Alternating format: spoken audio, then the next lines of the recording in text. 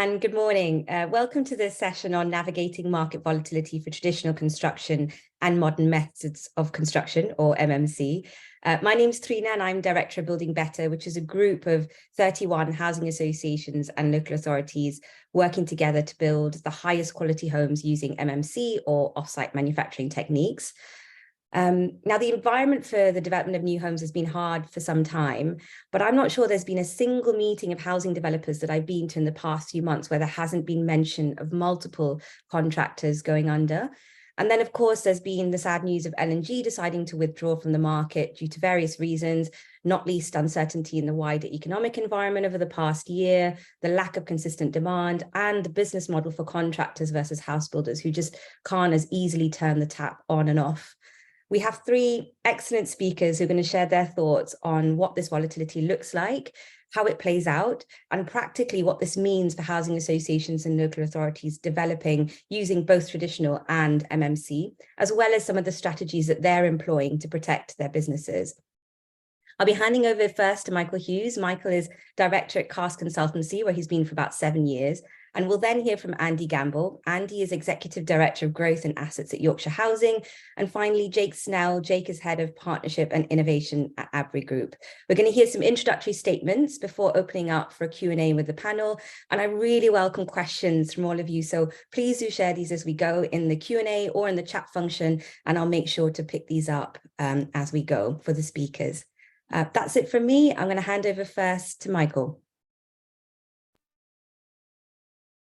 Good morning, everyone. Thank you for the introduction there, Trina. It's Michael Hughes from Cast Consultancy.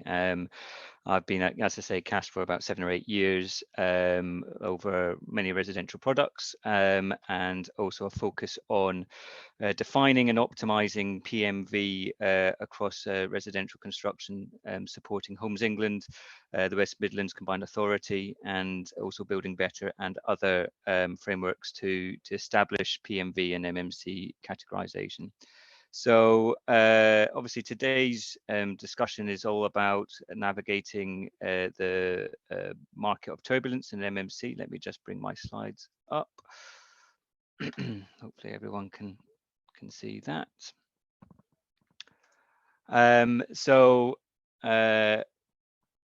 The main points that I want to just cover off over this 5 minutes is how that construction volatility is looking, and how it's actually exposure is predominantly against traditional construction, and then moving away from low PMV to high PMV across the industries, and how we're seeing different developers, house builders, local authorities doing that. Where the investment into MMC is going, and a focus on the long-term sustainable investments, and then how future home standards is going to be playing a part in the way that we build. As a statement, just to say that the greatest factor in volatility is going to be within the actual declining construction workforce. We're actually seeing we've lost actually 11% of UK construction workforce in the last 3 years. There's a third of construction workforce now aged over 50, and actually those that are on site, there is lower productivity accompanied by wage inflation due to these shortages, which is not a long-term economically sustainable proposition. So the actual volatility that is a primary driver is going to be and will grow to be within that declining labour workforce. We obviously understand that there has been some volatility with LNG's managed reversal from the category 1 supply that they were looking at. But what we're actually seeing is a resilience within the category 2s and the growth of category 5, say bathroom pod installations, and other MMC solutions, whether it is productivity improvements down at category 7s, which are allowing less labour to install on site, or a more optimized MMC solutions coming in through the category 2 with more enhanced panelization coming through. And what is important there is a focus and a tailored route to moving to that higher PMV. So it avoids that market turbulence with the labour shortages and impacts that are coming on site. It gives more certainty to factory setups to ensure that economies of scale are being driven into the construction force, and also the importance of delivering that more stable price point and greater sustainable efficiencies of those products on site. So a move towards that higher PMV is taking place across a number of the main house builders. We're seeing the likes of Taylor Wimpey, Barratt's, are all looking at the alternative solutions to construction.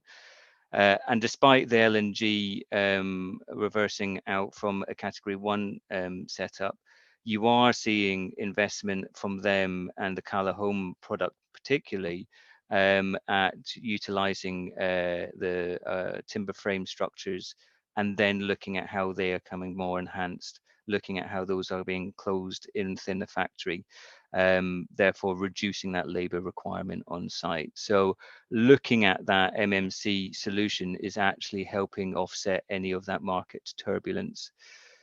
The investment into MMC is looking at that long-term sustainable investment. So we are looking at this, like persimmons coming into to Top Hat, and it's not a short-term fix. They're looking at how their category 1 solutions are going to be for the long-term future to maintain a sustainable, environmentally friendly kind of solution coming through.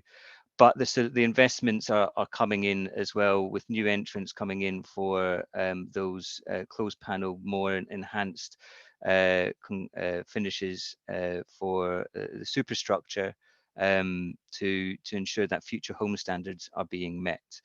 We're seeing, obviously, by 2025, the future home standards is going to be impacting the way that we are going to be building.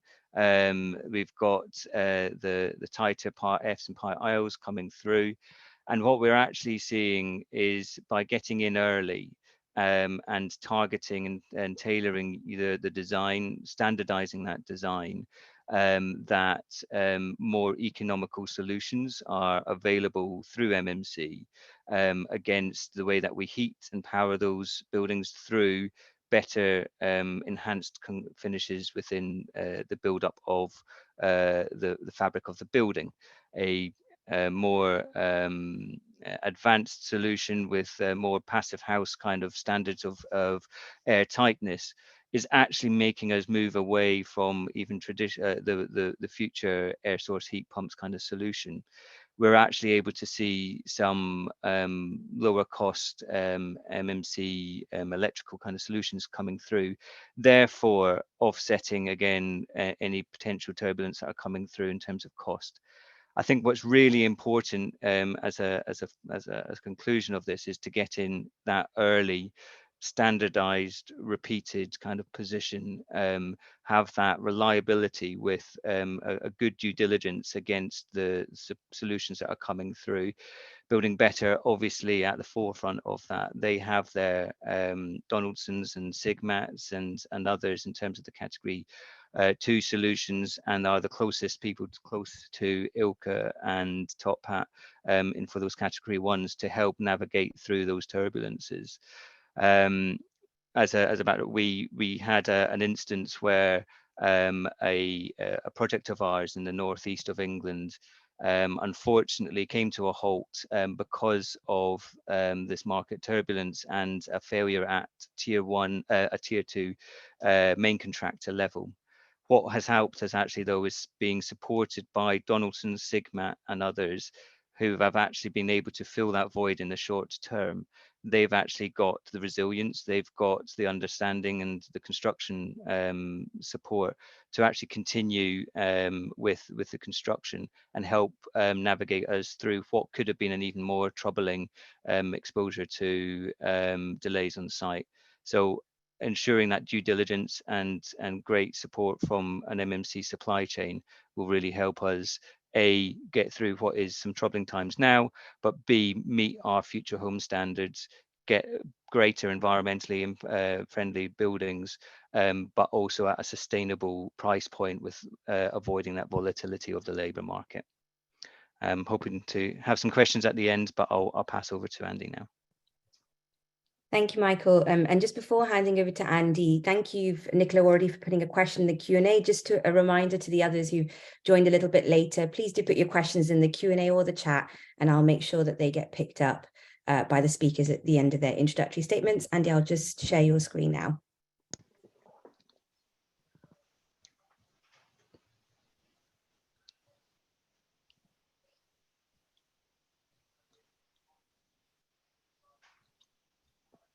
Thanks, Trina.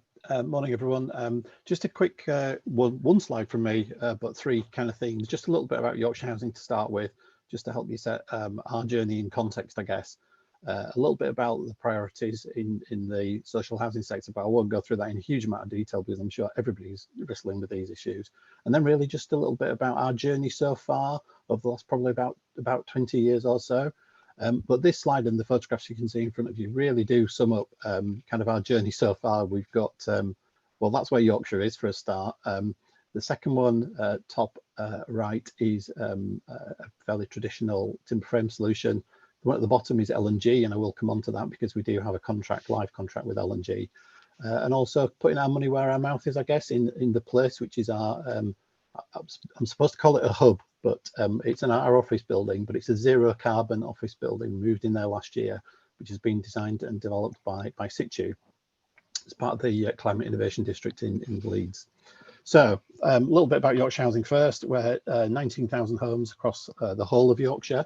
It does pose us some challenges from a geographical point of view, because we are really an urban, suburban, and across the whole of the new North Yorkshire Council, a rural organisation too. So it does have some challenges in terms of our development profile and our development programme.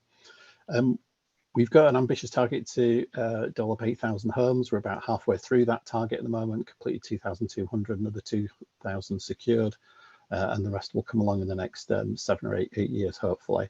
And on average, we'll build 500 a year or so. And that's a real mix as well of what we call commissioned and non-commissioned. So we've got that healthy Section 106 pipeline, which with most of the major house builders in Yorkshire, and that does help us in terms of filling gaps in our programme, but also starting to change the nature of the procurement that we have and the types of developments we bring forward, rather than just the traditional we'll go out and buy it and then tender the sites.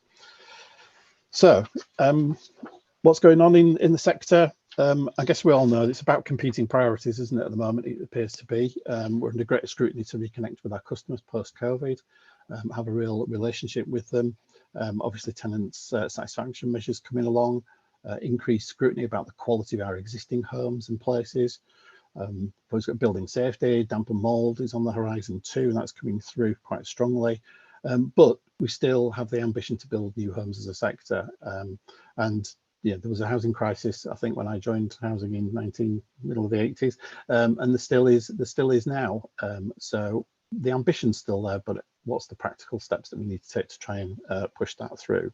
So it's a fine balance for us. It's a fine balance for our boards in particular, I think, to consider how they continue to develop and what we continue to develop, whilst maybe replacing some of our aging stock too. So what's our journey so far? So Yorkshire Housing, fairly traditional in terms of a development. I joined Yorkshire Housing 6 years ago. We were still at that time putting one brick on top of another. But about 20 years ago, like lots of organisations, we had that experiment with various types of offsite, usually SIPS panels or a traditional timber frame solution. And most of the pilots didn't really work. And then people lost faith and lost confidence in the products, and then went back to brick and block. So that's kind of where we're at the minute. We started to reintroduce timber frame, as you can see from the photograph, about 5 years ago on a very large development for us of 267 new homes. And together with that helped us design our kind of roadmap towards low and zero carbon homes. And that was one of the only technical solutions we could come up with at the time. We certainly couldn't get it with a traditional masonry solution. And our roadmap really was to get us to a point where we would have a range of options, and we have the right solution for the right site conditions, I guess. And I mentioned the range of geography that we had earlier. So we would look at those kind of technical solutions for particular sites. Obviously, in deep rural, everybody thinks it's great if you can just go, we've got a nice little deep rural site, we'll do some volumetric, or we'll do so. It's not as simple as that because of the logistics, as some of you may be aware. So we've got the technical solution, we've got the will to develop. Our pathway, I suppose, was to try and have that range of options, that range of solutions. What we didn't have, I guess, at that time is anything vaguely around the modular. We'd had discussions with ILCA, we'd had discussions with L&G initially, and finally we were able to, through a Section 106 arrangement with L&G, be able to secure some units on one of their sites, and we actually purchased some additional properties on that site too. So it ticked a lot of boxes for us, and we caught up with our learning quite quickly, I think, on modular as a result. We have had a really good relationship with L&G as we've gone along. We were hoping that we could do more with them after this particular scheme, but as they've cited in their kind of press release, you know, the planning and demand side have not come through as they would suggest. And I won't start on planning because that's my pet hate at the moment. It takes 2 years to get planning consent for a fairly routine site. We've got a long leading period on those. So what we have done as well is, as part of an alliance supported by CAST with the Off-Site Homes Alliance. Currently there are 25 organisations involved in that, and that's really to get to a point where we can look at, we've got 13 supply chain partners in there, and it's to aggregate demand, because again, that's one of the major issues, is not being able to get to a point where, yeah, if we just did our 31 units with L&G, when does the next scheme come along? 2 years down the line, 3 years down the line? We need to aggregate demand so that we could give continuity of supply into the manufacturing and supply chain part of that business. So as I say, there's 25 organisations, pretty much an M62 kind of corridor, and up into the northeast too, along the A1. And we've got, as I say, we've got 13 supply chain partners in that process at the moment. So our continued challenges, I have of things, but I'll keep it to top five, I guess, which is increased building costs. You know, we know that that's a real issue for us. Competing investment priorities, which I mentioned earlier. Contractor resilience, which has flown up our risk register recently. We have had one contractor, a major contractor, cease trading, but we haven't had lots of other ones so far, and touch wood, we don't have that. But it's those smaller supply chain partners into the main contractors that are causing us a little bit more concern, and some of the SME providers. And then, as Michael touched on earlier, around labour recruitment, retention, skills, all of that comes into the equation too. And my favourite at the end, obviously, which is around planning. So what we think we need, we've still got the ambition, we want to move forward. It's a shame about L&G. We thought there was some real mileage in that, but obviously they've made their own business decision on that side. But what we do need moving forward is trusted and reliable partners, and that's where a lot of our effort is focused at the moment. And that's it from me. Thank you, Trina.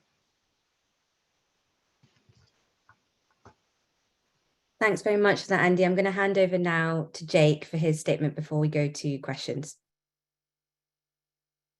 Try and share this one, Trina, if that's okay.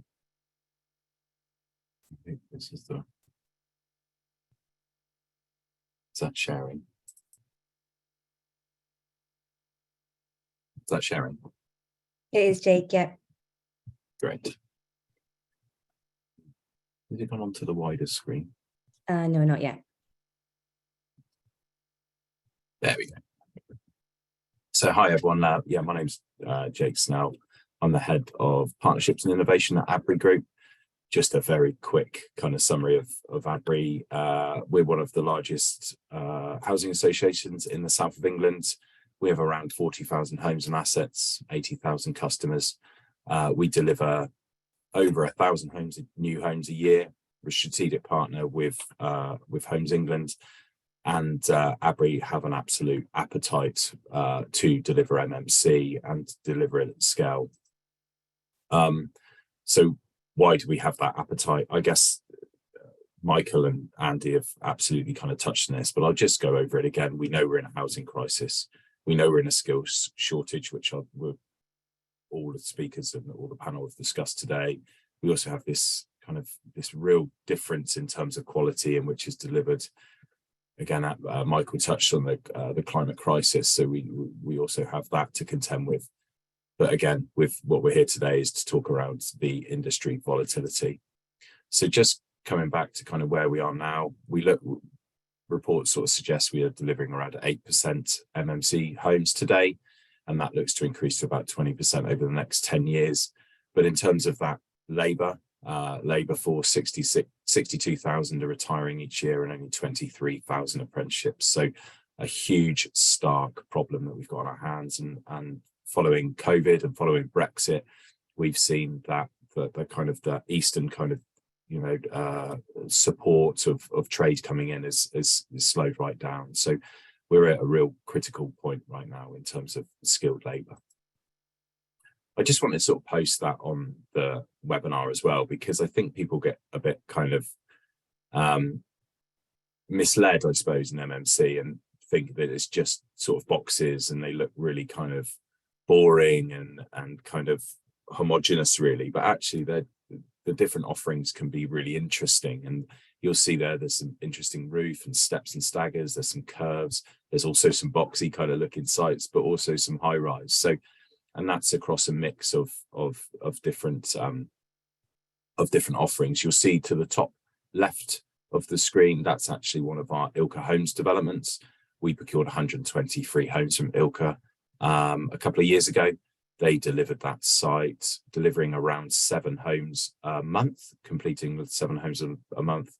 We've had very minor problems actually on that whole scheme in terms of the product offering, and they've delivered very well. Some minor defects, but as you would expect of a 123 unit site. So navigating this industry and the volatility. So I guess there's some sort of challenges that run across both trad and MMC. And again, the panel's already spoke around this. So I'll just speak from sort of our perspective and probably just cement some of that thought, really. Build cost, we're seeing, gosh, we saw some crazy kind of stuff over the last couple of years following COVID, but actually we're seeing that slowly level out, which is good to see. Skilled labour isn't, that is going, the opposite way. We're in a real problem there. And Michael touched on PMV, and that's where I've kind of put PMV in brackets next to the note there. PMV is a really important aspect. Basically what you can do, the main points of failure with any kind of construction is human points of failure on that site. The more that we can take away from site and control environments and then bring to site to assembly, we'll actually see that skilled labour is lessened. There'll still absolutely be a skilled labour, but you can put these components together better on site, but they're checked and quality checked throughout the factory setting. So the more that we can push that PMV or increase the percentage that we're delivering on site, we'll see that the quality and the deliverability just improves massively. I've said being nimble here, and this is quite an interesting one, I suppose. So what we as clients need is we need manufacturers to be nimble and to work with us. We have a varying different kind of offering and site sizes. We have small garage sites or big kind of 100, 200 unit sites as well. So we see that organizations need to be nimble and need to be flexible with clients, and that's across this, not just ABRI, but across the sort of the sector. What we're seeing is that the category 2, because of the volume and the input and the throughput that they need, is possibly they're less nimble than the category 2 kind of solutions. And I think, and again, people kind of think of MMC and just think of volumetric and just think of big boxes coming down the motorway. But actually, there's so many different offerings that are out there that can offer that flexibility and having that kind of ability to be nimble for any sort of client or site. I've also raised experience there. And again, this goes right across the sort of traditional and MMC, but I'm sort of framing this towards really the difference between that principal contracting role and that manufacturing role, and that the disciplines are just so vastly different. There is such an art to be, as everyone will know, such an art to be a principal contractor. And then the manufacturing is a different art as well. And actually, you need to do both to deliver a really quality site on time and to cost, etc. So we need to be very, very confident that whoever's the principal contractor and the manufacturing, if they're doing it all as a turnkey solution, that's great, but we still need to do real robust due diligence on their experience, how they're doing it, what they've done in the past, what what case studies can they evidence to us, or if they're going to come in as a new solution as a manufacturer to our principal contractor. We at ABRI, we have an in-house construction arm that delivers around 250 of our homes a year. They are very much a traditional based organized construction team, but we're diversifying that construction team to embrace MMC. But what we've got to do, we've got to be very, very careful of how we take ABRI Build on that journey, because construction is challenging at the best of times. So bringing new innovation into a established team that knows what they're doing, actually we need to be very, very careful, because those two disciplines need to work in harmony with each other. So when we do this, just unpacking that is really vital, understanding the risks between each, flagging that, and then giving each party that assurance before you do kind of go into contract. I've put some solutions there, and again, Michael sort of touched on this. So understanding your performance requirements, I've put future home standards and LETI standards there. What we're seeing, we've done some work with M3 Housing, who owns Panwin, the appraisal model, and actually that report draws out that they framed it in category 1, the research. Actually, if you want to deliver future home standards, MMC category 1 is actually a cheaper option, and that report can be shared if needs be. But just from a client's perspective and from a manufacturer's perspective, they need to know exactly what you want as a client. They need to know your employer's requirement and what they're going to build to. And that comes into selecting the right partner and that early engagement. So getting around a table, really understanding, again, unpacking the vital risks, understanding those risks, and then flagging to all parties. So be honest, open. Andy touched on having trusted partners. I've put in trusted networks there, and I think that's really key, and having that collaboration and that collaborative feel, and I think that will remove the risk. Actually, if both parties or all parties are honest, truthful about what can work, what doesn't work, what their past experience can be, I think that's how we're going to navigate this volatility, actually, and then create and drive our new relationships and establish these relationships. And that's what ABRI is certainly doing. We're trying to find the right relationships for us that we can nurture through time. So that's it from me. Thank you very much, and look forward to some questions. Thanks very much, Jake. Thanks very much to the whole panel. I think there's some clear themes emerging there around, for me, nuances across the MMC category. So not just thinking about MMC as category 1, but thinking about all of the different categories and where risk sits and where volatility sits. Something there around, clearly all of you talked about requirements and the performance specification you're working to, so some clarity around that. Andy and Jake very strongly came through both of your comments around finding the right partners and the right networks. And I think maybe another underlying theme there was around the importance of the right experience and skills within the business as well. So some really, really interesting themes. We've already got 3 excellent questions in the Q&A, but if it's okay, I'd like to kick off with a couple of my own first, please. The first, I'd like to really talk about LNG. Andy, you've got a scheme from LNG. I wondered if you and if others on the panel are happy to as well, could share what has been the change in sentiment in the market since LNG has announced it's withdrawing, and how is this different from when traditional contractors have gone into administration or are continuing to do so? Andy, could I come to you first? Sure, yeah. Yeah, as I said earlier, we had a really good working relationship with LNG, and we hope to do more with them in the future. I think the difference that we found, I mean, I think this is just a general point, not specifically LNG, but Jake touched on it as well, is having the right trusted partner, but then getting the interaction between the gelling between what's happening in a factory environment and what's happening on site. And I think that is a major point of failure, because I think some are great manufacturers and some are great contractors, and some are neither of those things, and they don't really gel together. So I think that's always that massive single point of failure. I think where it's different is pretty much as LNG announced they were moving out of the market. We had one traditional contractor go bust on us, I guess, and we're still wrestling with tidying up the site, repurposing that site, getting that back out to a traditional tender, because it's a fairly traditional build with timber frame. So we're still wrestling with that, and we know there's going to be a huge amount of increased cost, but at least it's only the contracting end. We still own the site, we still have all that in place. I think the difference that we've experienced with LNG is that obviously they're both they're manufacturer, supplier, and contractor in that relationship. So we've got a very kind of non-traditional contract with them.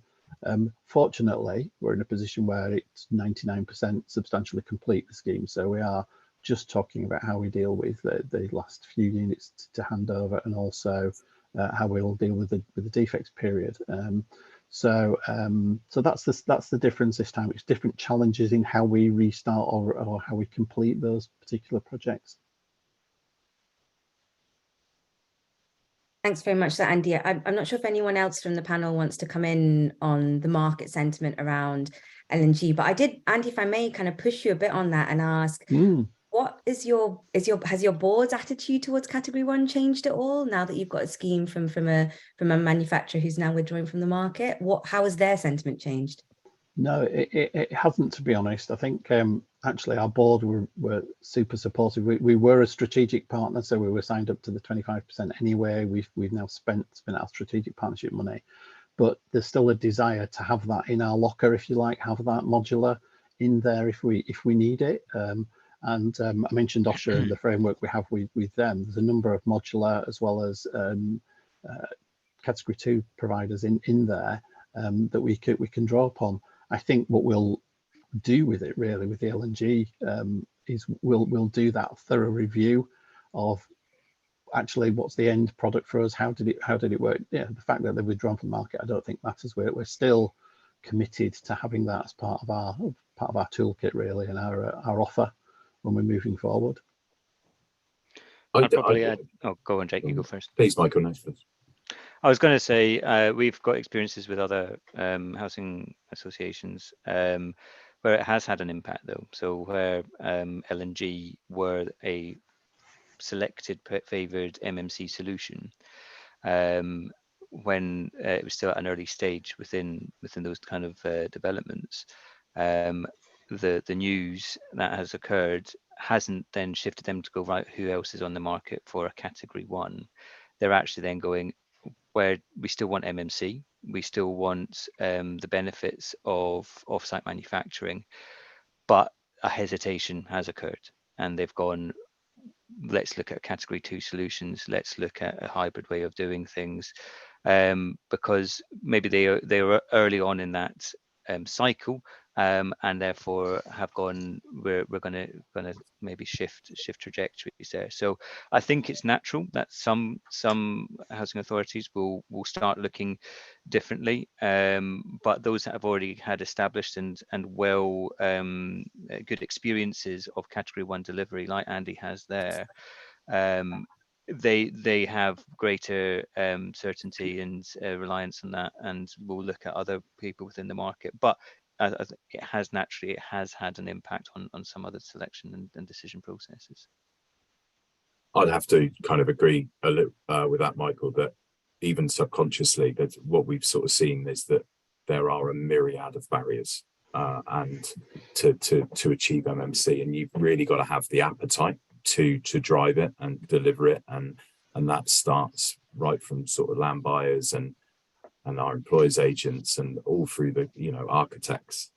if there are these issues that occur whilst, you know, and challenges that occur whilst we kind of still have the appetite, actually there is that seed of doubt that's planted, and concern and worry, certainly from, you know, well, across the board of any kind of, or our organization. So it's another challenge that we need to navigate. I think when we see traditional contractors go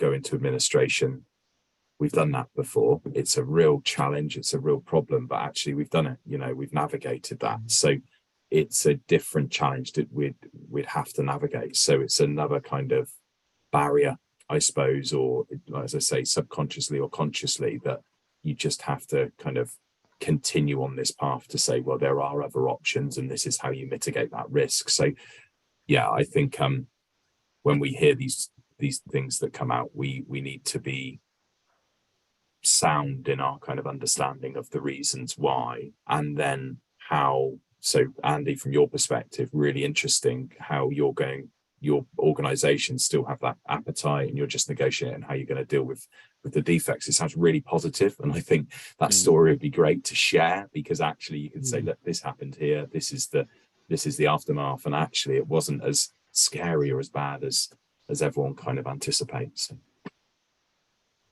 It's really interesting and a good story. I agree with you, Jake. Although we have a question from Anthony Holt, and I think he really clearly articulates what it must feel like trying to do this right now. He writes, I'm constantly fighting fires with our development program and with a number of challenging schemes. Where best do we start with MMC? We have a significant issue in the past with a steel frame MMC scheme. Who'd like to have a go at answering where to start? I don't mind having a go for Anthony, just on our journey, because we literally sat down, Anthony, and kind of looked at the various categories of MMC, and we started with, well, here we are putting one brick on top of another. What's our next stage, right? We'll go for a timber frame solution. And there were even concerns from our maintenance and repairs colleagues about even putting timber frame together. I think our journey is then we were looking at SIPS panels.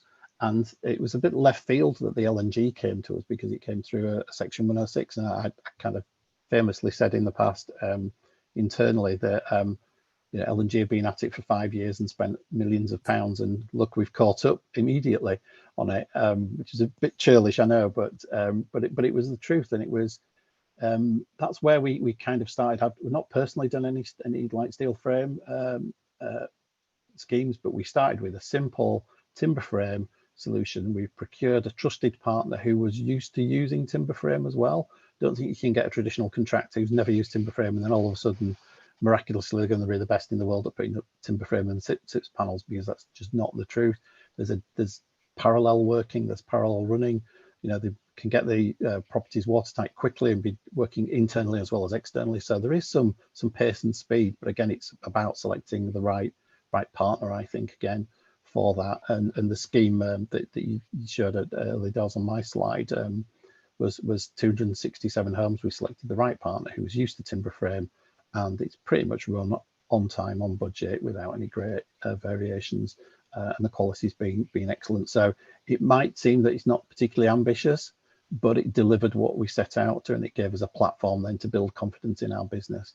And just going back to the previous point, I suppose it's how you take things that don't quite work, like the LNG. Do you take it as, oh, it's a glorious failure and we're just going to park that and never do it again? Or do you take that as a learning experience and take that forward into your next project, even if it's not a full-on volumetric, but you've got the skills in-house to be able to go, well, we failed fast, we moved on, but we've got some learning that we can take into our next batch of projects. I'm not sure that answers your question, Anthony, but that's kind of our start of 10 at least. Thank you. I think just for me, I think it starts in what are your desired outcomes for any particular scheme in terms of performance, design, look and feel. And if you've got that as a starting point, you know, you can then speak to people like Building Better and who they've got on their sort of frameworks or DPS, who can kind of offer that performance, who can offer that design, and then start having those early engagement sessions with them. You know, what I've experienced is the partners that are on there are really up for having a conversation, really up for kind of offering you the understanding of what can be delivered, what can't be delivered. So I think understanding what you want to deliver from a performance, having a conversation with people like Building Better, and then starting the ball rolling from there. But you do need to have your architects on board, you do need to have your employers agents on board and your cost consultants, because they will help support and drive that kind of that solution. And as a client, you know, you need to be telling them this is what we want to deliver, and they've got to help facilitate and make that happen for you. Thank you, Jake. And on that point about like the specification that you're working to, actually, Michael, if I could ask you a question around Future Home Standard, and maybe join it up with a question we've had from Nicola Clayton in the Q&A as well. My question is if you could elaborate a little bit on what you're seeing as the performance gap and the cost differential to get to Future Home Standard when you're looking at traditional construction versus MMC. And then I wanted to tag on Nicola's question, which is that there's increased speculation that Future Home Standard will be diluted or delayed, and whether you have a view on that as well. Yeah, of course. So obviously, the Future Home Standards is impacting on two sides of things. It's the thermal performance of the building and making sure that they are reducing or increasing the efficiencies, and then it's the way that they are powered and heated within the building. So when we take both aspects, we can see that to get to the thermal performances using a traditional method of construction, there is that higher increased exposure to that market volatility of the labour on-site labour requirement. There is probably a 4 or 5% kind of increase or premium that you're getting from that kind of MMC solution at this moment of time for that delivery, but can be offset through program and efficiencies on site. But what we're actually projecting, and we're seeing, and we've kind of been using the projections of the labour and impact, is seeing that actually within the next 7 years, there's probably going to be a crossover of how that the cost impact will be. So there is still going to be an increase in costs to meet those Future Home Standards. So we're seeing somewhere probably on a typical house, maybe in the region of £10,000, £10,000 to £15,000 increase in that cost. But what we're seeing is by the time of 2030, if we haven't got on board with an MMC solution and driving in those economies of scales and seeing that those costs of the new technologies, bringing that the overall impact downwards, you're actually seeing that increase of and volatility of the labour through a traditional construction actually then crossing over, and therefore by the next 7 years, there will have been a switch between how that traditional construction is meeting Future Home Standards versus how a MMC solution is delivering that Future Home Standard. So obviously there are pressures and there are going to be cost increases coming through to have that thermal performance, to have that greener ways of powering and heating those buildings. But getting in early, getting the design, getting the contact and that establishment within the supply chain, making sure that the most efficient way of delivering that product is designed in, will ensure that we are ahead of that curve and not facing into that market volatility. In terms of the dilution of Future Home Standards, it wouldn't be the first time that an ambitious regulation or target that has been set by government has the risk of being dampened. But from our contact and communication, we're not, they're very much set on that future home standards of 2025 being delivered, and even more so, even like the LETI kind of regulations in terms of embodied carbons, and also then the future 2030 home kind of standards that potentially coming through will have a greater impact against those traditional constructions, and therefore being ahead of the curve and just targeting what is already set out in the 2025 regulations now will make sure that we are definitely best placed when those regulations are dialed up over the next 5, 7, 10 years, and being making sure that it's business as usual by the time those things are coming in, whereas rather than a shock to the system once we get to say the end half of this decade and going, right, how do we overcome these now new regulations and methods that are coming through. So as I say, definitely there's going to be cost impacts, but MMC will help drive those efficiencies through. Michael, if I may push you a bit, because you mentioned cost increases. What kind of cost increases? Because I know from our audiences, usually they like to hear some numbers. So can you say a bit more?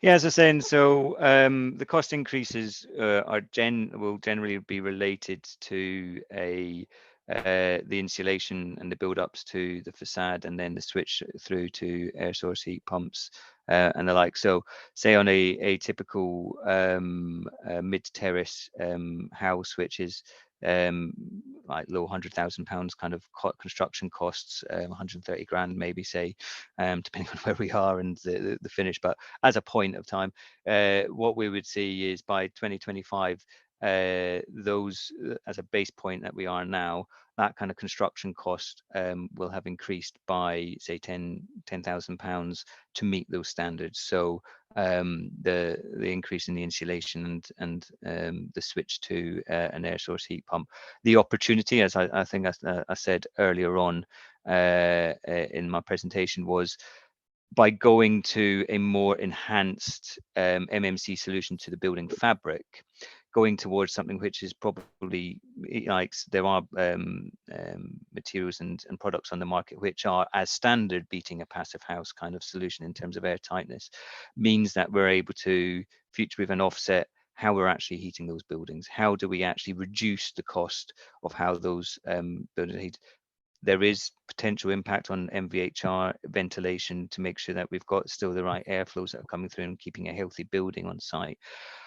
But by having the standardization, we're seeing that curve can reduce by 3.5%, 4% on an MMC solution by the time we get to 2030. So that could itself be equivalent to say £5,000 or so coming through to a building, as long as we get in there early and that we are designing with those technologies in mind.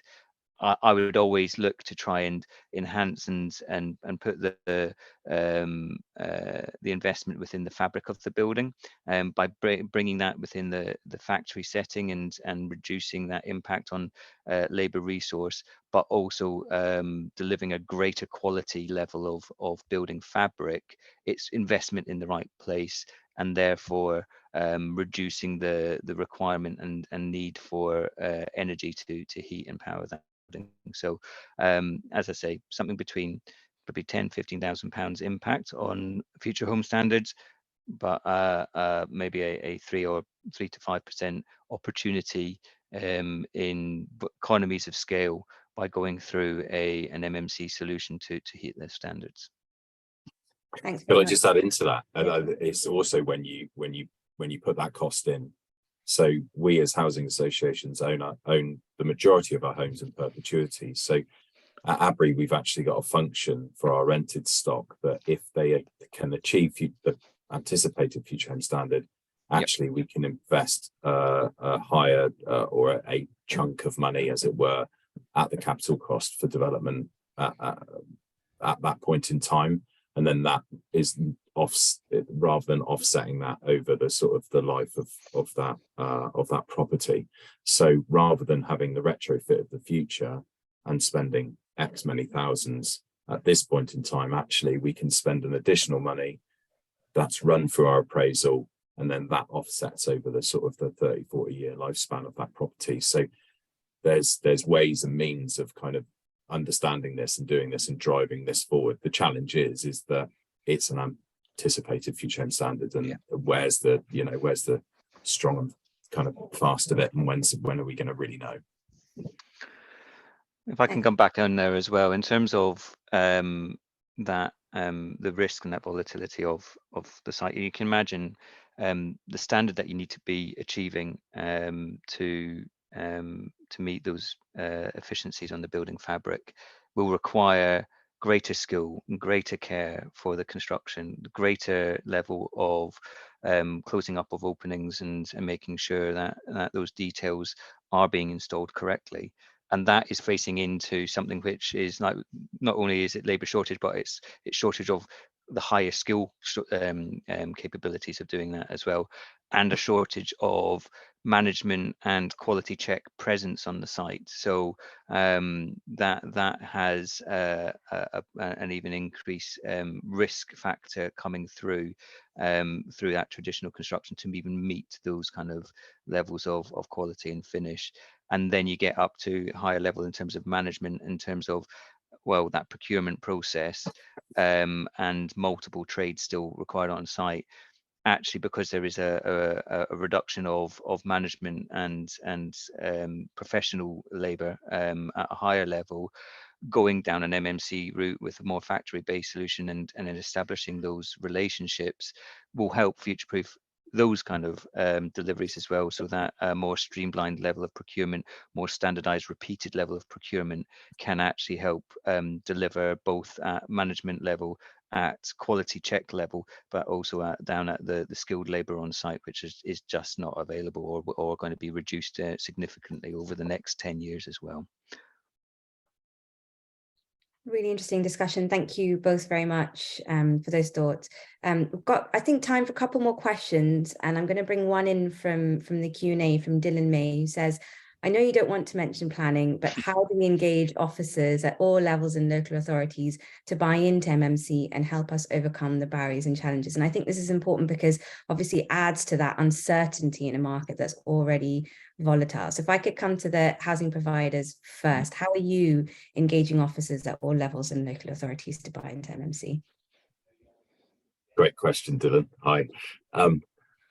It's a difficult one. I think what the interesting kind of point from my perspective is what we're sort of seeing at the moment is local authorities are all declaring a climate crisis.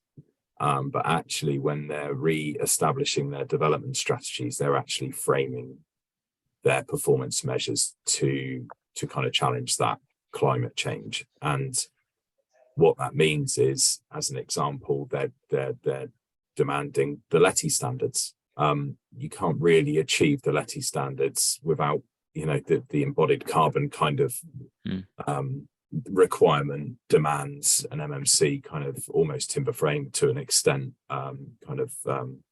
form of delivery. So I think you've almost got to look at the local authorities, look what their strategic development plans are, look what their climate challenge are, and then challenge them if they're not actually exercising that in reality on the ground, because that's where we've kind of got to go. So if their strategy is suggesting this, actually engaging, drawing them back to their own strategy, their own climate challenge, well, you've got to start. I think we have to start challenging them back. This is how you achieve it. This is how we do it. This is how you actually answer your strategic objectives as a local authority. Andy, would you add anything to that? Yeah, exactly that. And I think what we've also done is this is my pet hate, by the way. So please don't get me started on this. We'll be here on another webinar. But I think there's two things that conflict within local authorities. We've clearly got that kind of ambition at a higher level, all declaring climate emergencies, all looking for higher standards. And then the very nature of how we process planning applications is just completely broken. The way it's described is development control. It's not development enablement or empowerment or anything like that. Nothing positive. It's control. So you go straight back to, well, what does the planning guidance say? I mean, obviously through COVID, we lost a lot of planners who chose to retire. We've got new people coming in. they haven't got the depth of experience and how to interpret some of the planning legislation that's out there. So that's my kind of dilemma, and I think it is trying to make those connections, and as Jake said, trying to say to those local authorities, this is how we can help you deliver your objectives, but you need to have a look at how you control and deal with the planning application process. You know, pre-applications and pre-applications, I mean, I don't think they're really worth anything really at the moment. We might as well just put an application in and just wait for 2 years and see what happens. It's a bit of a lottery, I'm afraid. But what we have done more positively on that side is, I don't know if Dylan and others are working in combined authorities or where there's a metro mayor. Again, there's different ways we can look at the local authorities and get access. So we've got essentially in West Yorkshire, we've got an offer for the mayor for the affordable housing delivery, but it does rely on local authorities buying into some of those higher term pledges. So we're kind of using the mayor as well to help us with that journey and help us join the dots for the local authorities. And it's the mayor's ambition, it's the local authorities' ambition, and that's how we try and do that. I think as well, it really depends on which area you're looking at. I mean, we've had lots of control in rural areas, as you can imagine, because there's a certain look and feel, and does some funky inner city MMC, as they might see it, fit in that environment. And I think, again, it's getting the right design and the right solution and the right kind of fenestration to suit the environment too, without being a kind of a pastiche of a 1950s council house, which I think, unfortunately, some local authorities do want. Thank you both very much. That's my rant over, Trina. I'll just add into it as well. I think one of the main challenges is this fixation on brick as well, right? Because in order to really achieve the labour shortages that we're seeing, but also the carbon credentials that are impacting here, there's going to have to be a shift in the way that planners recognise and see how these buildings are look and feel, because it's one of the main issues that we're facing into, is the carbon that's associated with that as a wrap up, but also the labour shortages that we're seeing. I think looking at the local authorities as well, though, it's making sure that we can use as a collective as best as we can, and use good examples and the best qualities that have been demonstrated elsewhere already, and use those hooks in terms of delivery of affordable homes, numbers and speed that can be happened on site. Is really important, so that whatever is the main hooks for the local authority, that we are targeted and focused in on them. There are multiple benefits of MMC, but there'll be some things that are just on the list that they won't consider as applicable or important to them. So it's really signalling those real key hooks to them as they come through. And again, MMC is not just Cat 1, so Cat 2 and the ways of these panelized systems gives us as that flexibility of the look and the feel as to what's coming through. So again, can quickly move people away from that view of going, oh, it is square boxes coming through with a futuristic kind of look to it. We again dialing in back to what good schemes that are delivered MMC, delivered well, but not necessarily shaking the design credentials of a planning process. So they're my views on that as well. Thanks, Michael. I've got about 4 more questions to ask you all, but we are sadly out of time. So I just want to say a massive thank you, Jake, Andy, Michael, and Lucinda, who's organised all this in the background. And thank you to all of you who've attended and asked questions.